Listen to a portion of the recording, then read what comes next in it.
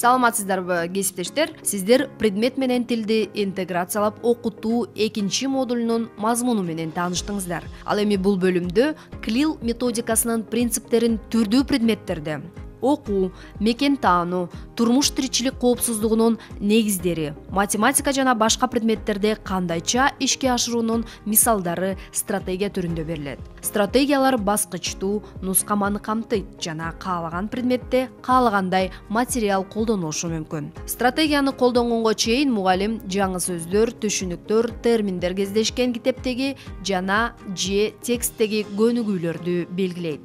Сабакта негизги көңүл бурула турган сөздөрдүн, түшүнүктөрдүн, терминдердин тизмегин аныктайт. Сабакта лексиканы берүүдөн тышкарыда тапшырмалар болгондуктан 3-төн 7-ге чейинки лексикалык бирдик тандап алууну сунуштайт. Жаңы лексиканы берүүнүн жана түшүндүрүүнүн натыйжалуу ыкмасын тандап алат. Тандалып алынган лексиканы бышыктоо жана активдештирүү үчүн көнүгүүлөрдүн топтомун ойлонуштурат. Азыр сиздер сөздөн сүйлөөгө стратегиясынын бир мисалы менен таанышасыздар. Кыргыз тили сабагы суроолуу сүйлөм темасы. Кайсы гана предмет болбосун, окуучулар сабакта жаңы сөздөр, терминдер, түшүнүктөр менен таанышат. Мына ошол түшүнүктөрдү кебинде калыптандыруунун бир жолу катары бул стратегия сунушталат. Сөздөн сүйлөөгө стратегиясы 4 негизги кадамды камтыйт. Алар: биринчиси сөз менен тааныштыруу, экинчиси сөздү түшүндүрүү жана чечмелөө, үчүнчүсү эрксиз эс тутумга сөздү бекемдөө, төртүнчүсү сүйлөөгө кошуу. Стратегиянын биринчи кадамында мугалим сөз, термин, түшүнүк менен тааныштырат. Мында окуучуларды жаңы лексиканын айтылышы, жазылышы менен тааныштыруу түрдүү жолдор аркылуу ишке ашат. Мисалы, сөздөр алдын ала тактага же флипчартка жазылышы мүмкүн. Проектор аркылуу экранда чагылдырылышы мүмкүн. Мугалим сөздү айтып, андан кийин окуучуларды китептеги кайсы бир көнүгүүдөн табышын жана аны дептерге көчүрүп жазышын суранса болот. Алдын ала жаңы сөздөр жолуга турган кыска текст менен карточка даярдаса, окуучуларга текстти окуп, түшүнүксүз сөздөрдүн астын чийүүнү сунуштаса болот жана башкалар. Бул кадамда окуучулардын сөздөрдүн табыштык курамын, аларды жазуу өзгөчөлүгүнүн туура окулушун жана жазылышын билүүсү маанилүү. Мугалим азыр стратегиянын биринчи кадамын ишке ашырып жатат. Сабактын бул этабына чейин мугалим окуучуларга жагымдуу маанай тартуулоо, сабактын темасын божомолдоо, чакырык жасоо, алардын тема аркылуу билгендерин активдештирүү иштерин жүргүзөт. Саламатсыңарбы, балдар? Саламатсызбы. Саламатчылык. Маанайыңар жакшыбы бүгүн, балдар? Жакшы эс алып келдиңерби? Саламатсыңар. Бүгүн кыргыз тили сабагы болмокчу, балдар. Силер буга чейин, балдар, суроолуу сүйлөм түзгөндү билесиңер. Гравитация жөнүндө билгим келет деген текстти окуп, суроо түзөсүңөр. Жердин тартылуу күчүнө мисалдарды келтиресиңер. Учак кантип асманга көтөрүлгөндүгү тууралуу айтып бере аласыңар. Силер сөздөргө көңүл бургулачы, балдар. Бул сөздөрдү каяктан окудуңар эле? Бул сөздөрдүн маанисин ким чечмелеп бере алат? Ариет? Жердин тартылуу күчү бул неме биз секиргенде жана басып жүргөндө жер бизди жерге тартып турат да. Гравитация бул неме жердин тартылуу күчүндөй эле болгону космосто гравитация жок да, аяктан неме күчтүү эмес да, жерде абдан күчтүү. Тартылуу күчү, балдар. Көрдүңөрбү, сүрөткө карагылачы. Бизде алма бактагы бышып турган алма дагы каяка түшөт? Жерге түшөт экен, балдар. Биз асманга топту ыргытсак дагы жерге түшөт экен. Жер тартылуу күчүнө ээ болот экен. Жердин тартылуу күчү бардык нерселердин бардыгын тең неге кылат экен, өзүнө тартып турат экен. Жада калса, асманда жааган жамгыр дагы, балдар, карасаңар, жамгырда жаап жатканда, суу өйдөдөн агып жатканда да суу ылдый, бардык нерсе ылдый агат экен. Тартылуу күчү сууну өзүнө ылдый көздөй агызат экен. Мынакей, бул жерде да сүрөттү карасаңар, балдар, жерге тарткан күч, жогоруда Ариет айтып кеткендей, гравитация деп аталат экен. Бул жерде карап турсаңар, бардык машинанын бардыгы, бүт адамдардын бардыгы тең ушу жердин үстүндө басып жүрөт. Эч кандай калкып жүргөн эч нерсе көргөн жоксуңар да, бардыгы тең жерде жүрөт. Демек, жер өзүнүн тартылуу күчүнө ээ болот экен, жана ошол күчтү биз гравитация деп атайт экенбиз, балдар. Демек, балдар, карагыла, жердин огу Бул жерде жер күндү айланып жүрөт. Көрдүңөрбү? Жер күнгө келгенде бизге күн болот экен, күн тийген. Ал эми жер күндү айланып кеткенде бизге түн келет экен. Жер өз огунда айланып турат экен. Андан кийинки кыймылдаткыч деген. Көрдүңөрбү? Бул сүрөттө эмнени көрүп турасыңар балдар? Учак, Бул учак асманга көтөрүлгөндө өзүнүн атайын кыймылдаткычтары, канаттары менен алдыга жылат. Бул жерде балдар учактын канаты. Учактын канатынан аба үстүнкү жагынан ийри сызык сымал өтөт, ал эми канаттын астынан түз сызык сымал өтөт экен. Мына ошентип учак асманда жердин тартылуу күчүнө карама каршы келет экен. Стратегиянын экинчи баскычында сөздү түшүндүрүү процесси жүрөт. Сөздү түшүндүрүү процесси аны берүү менен түздөн түз байланыштуу жана бул иш көбүнчө параллелдүү жүргүзүлөт. Мында окуучулар жаңы лексикалык бирдикти башка сөздөр бирге менен сүйлөмдүн курамында байкай алышы жана аны сүйлөгөндө туура колдонуу мисалдарын көрүшү.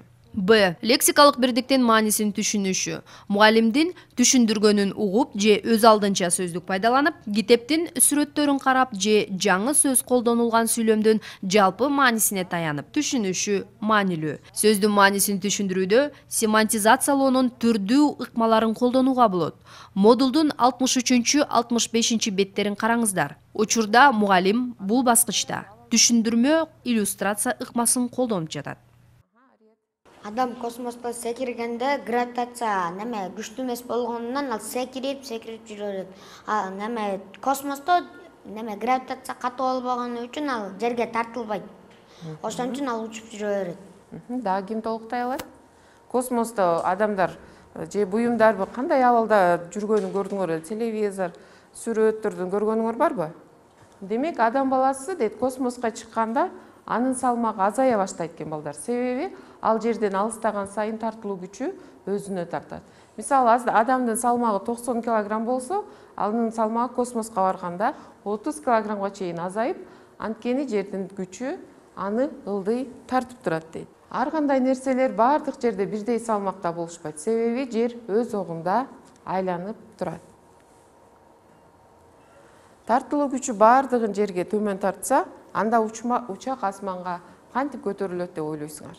Самолетко болсо, алар өздөрү жанагындай учуучу, жүрүүчү канаттарды коюшат. Дагы макулар толукта. Учак асманга чыкканда анын кыймылдаткычтары абаны айлантып канаттын үстүнөн үйрү сүйрүү болуп өтөт, ылдыйынан түп-түз болуп өткөндөн учак асманда калып учуп кете берет. Азаматсың Ариет. Жерде учактын салмагы тартылуу күчүнө барабар, асманга учуу үчүн көтөрүлүү күчү тартылуу күчүнөн чоң болуу керек. Кыймылдаткычтагы күйүүчү май учакты алдыга жылдыра турган ысык газды чыгарат. Учак асманга көтөрүлгөндө анын канаттары абаны жарып өтөт. Канаттын үстүндөгү аба анын ийри сызыгы менен өтөт экен дагы, бул аба басымы учууга мүмкүндүк берет экен. Жана биз жогоруда айтып өткөндөй, учактын канаты абага асманга көтөрүлгөндө канатынын үстүнөн ийри сызык, ал эми канаттын астынан түз сызык өтөт экен балдар. Канаттардын астында аба басымы түз сызык менен өтүп, ошондуктан ал жогору көтөрүлөт экен.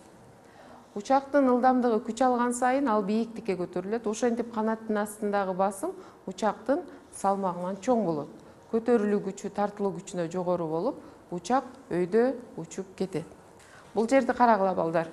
Мынакей көтөрүлүү күчү, бул жердеги жанагы жогоруда көрсөтүлгөн сүрөттөгүдөй кыймылдаткычтары, анан абанын агымы. Бул жердеги көтөрүлүү күчү тартылуу күчүнөн жогору болгондуктан, асманда бийигирээк болгондуктан, тартылуу күчүнүн кичине төмөнүрөөк болот экен дагы, көтөрүү күчү өйдө болуп, асманга учак көтөрүлөт экен. Учак алдыга ылдамдаган сайын канаттары жогору көтөрүлүп, кыймылдаткычтарды күйүүчү май иштетет. Бул жерде күйүүчү май дегенди кандай түшүнөсүңөр балдар?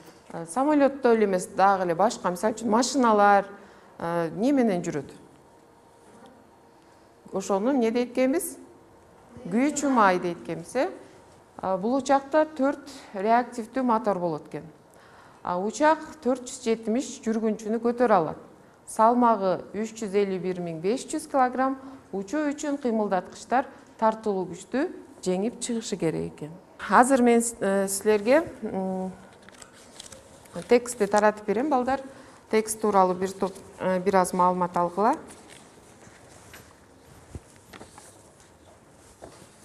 Стратегиянын сөздү ыктыярсыз эс тутумда сактоо баскычында окуучунун лексикалык бирдиктердин практикасына машыктыруу жана даярдоо маанилүү.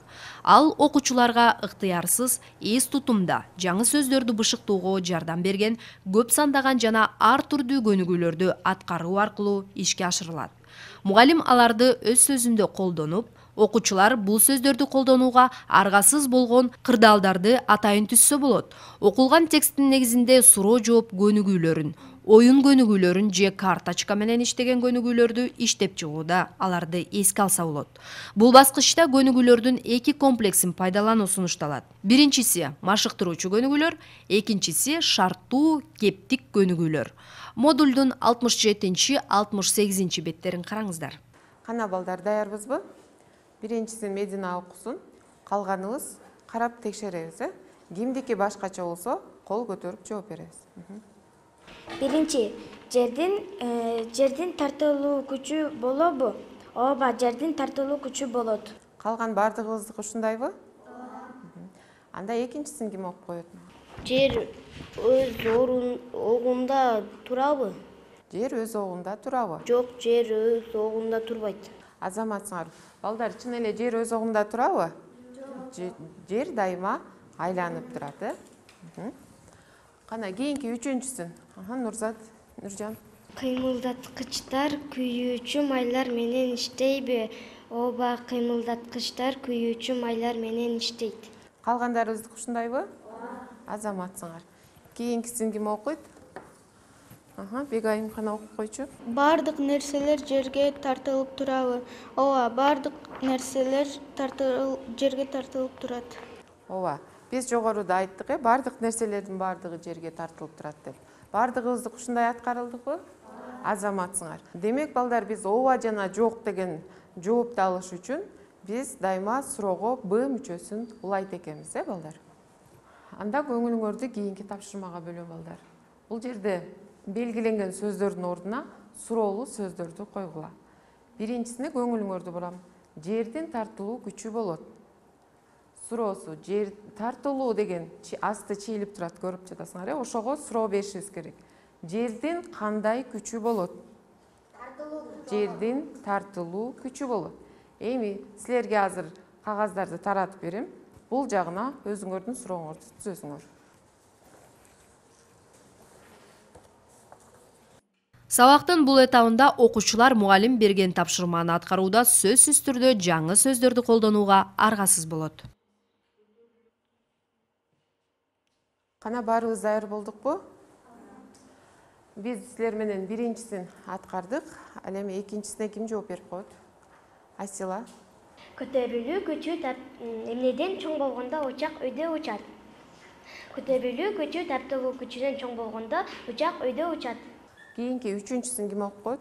Эмненин астындагы аба басымы түз сызык менен өтөт. Учактын канаттарынын астындагы аба басымы түз сызык менен өтөт. Азаматсың. Кийинки төртүнчүсүн ким аткарды? Калгандарыбыз баарыбыз ушундай болдубу? Азаматсыңар, арийет. Космонавт жерден алыстаган сайын жердин тартылуу күчү аны эмне кылат? Өзүндө тартат. Азаматсың. Кийинки акыркысын ким окуп коет? Альбина. Эмне үчүн бардык нерселер өйдөдөн төмөн түшөт? Анткени жерден тартылуу күчү аларды жерге тартат. Азаматсыңар. Демек бардыгыңардыкы тең ушундай болдубу? Азаматсыңар, эң сонун. Анда балдар, силерге кийинки тапшырма. Жердин тартылуу күчүнө мисалдар карайбыз. Силердин алдыңарда бул слайдда сүрөттөр турат. Биринчисин бул жерде иштейли. Эмне үчүн бак дарактардын жалбырактары жерге түшөт? Силер жууңар менен кийинки сүрөттөрдү карап, бири-бириңерге суроо берип, суроолорго жооп беришиңер. Стратегиянын кепке кошуу баскычында окуучуларга продуктивдүү тапшырмалар берилет. Аларды аткарууда сабакта өздөштүрүлгөн лексиканы пайдалануу милдеттүү шарт болуп саналат. Бул баскычта окуучуларга берилүүчү продуктивдүү тапшырмалардын түрлөрү бар. Модулдун 69-70 беттерин караңыздар. Эмнеге аскадан секирген адам сууга түшөт? Анткени жер болсо аны өзүнө тартып турат. Эмнеге космоста адам калып жүрө берет? Анткени космостогу адамдын салмагы азаят. Азаматсыңар балдар, биз кийинки тапшырманы топто иштейбиз. Азыр силерди мен 2 топко бөлүп алайын. 2 топто тапшырманы аткарабыз.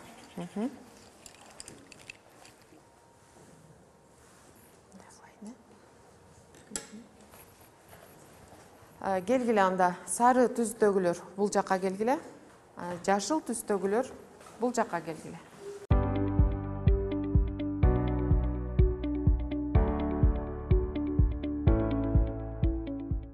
Кичинекей азамат короодо кагаздан жазалган учактар менен ойноп жаткан.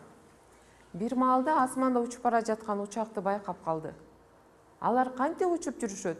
Эмне үчүн кулап калбайт? Эмнеге менин кагазым учпайт деп таң калды. Азаматка учак тууралуу билгениңерди айтып бергиле. Мен силерге азыр кагаз, карандаштарды таратам. Силер бүгүнкү сабакта билгениңер боюнча азаматка түшүндүрүп бересиңер, балдар. Ал үчүн силердин көңүлүңөрдү бул жердеги таянычка жана колдонулуучу сөздөргө көңүлүңөрдү бурам. Бул жерде көпчектин ордуна колдонулуучу сөздөрдү коюп жазасыңар. Мисалы үчүн учактын кыймылдаткычтары дагы неси болот эле? Канаттары болот, Аны учак кыймылдаткычтарды иштетет, ушул сыяктуу колдонулуучу сөздөрдү ордуна коюп, азаматка берген суроосуна биз жооп кайтарабыз, балдар. Жана бул жерге эле чектелбестен өзүңөрдүн дагы кошумча билгендериңерди жазсаңар болот.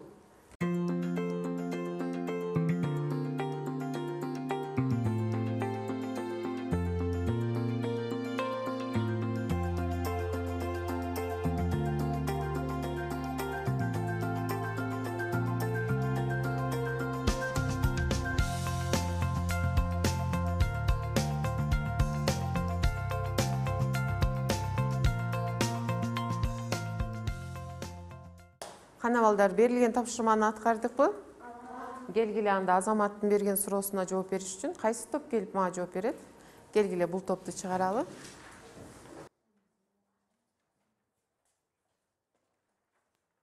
Учактын кыймылдаткычтары, канаттары болот. Күйүүчү май кыймылдаткычтары иштетет. Учак алдыга жылат. Учактын ылдамдыгы жогорулганда асманга көтөрүлөт. Ошентип көтөрүлүү күчү тартылуу күчүнөн жогору болгондо учак өйдө учат. Биз азаматка дагы буларды үйрөтөбүз. Учактын канатынын үстүнөн ири сызык өтөт. Учактын астынан түз сызык өтөт. Ошентип өтүп учак абаны жарып өйдө көтөрүлөт. Биринчи топ азаматсыңар, тапшырманы жакшы аткарыптырсыңар. Келгиле анда кийинки топко кезек берели.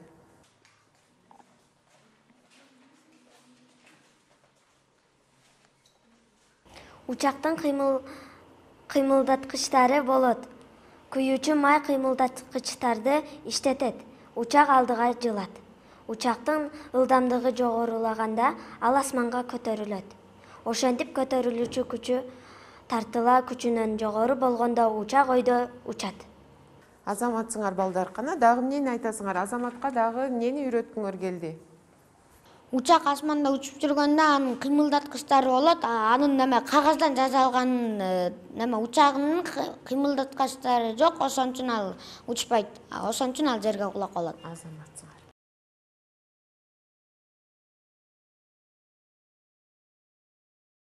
Азаматсыңар балдар, 2 топ тең тапшырманы эң мыкты аткардыңар. Демек, азамат кагаз учагы учпарын түшүндү деген ойдо болдук. Ушуну менен сабагыбызды аяктайбыз балдар. Саламатта калгыла. Лексика өздөштүрүлгөндөн кийин лексикалык материалды өздөштүрүү сапатын көзөмөл баскычы башталат. Бул көзөмөл түрдүү формага ээ болушу мүмкүн. Бул тема боюнча кичи эссе жазуу, сахналаштыруу, презентацияны, долбоорду, плакатты даярдоо, башкача айтканда сунушталган стратегияга ылайык лексика менен иштөөнүн 4-чү баскычында окуучулар тарабынан сунушталган каалаган продуктивдүү тапшырма болушу мүмкүн. Окуучуларды баалоо продуктивдүү тапшырманы аткарууну жана презентацияны байкоо процессинде жүргүзүлөт. Сиздерге модулда белгилүү болгондой, CLIL активдүү окутууну карайт. Окуучулар сабакта мугалимге караганда көп иштешет, сүйлөшөт. 80-20 принциби.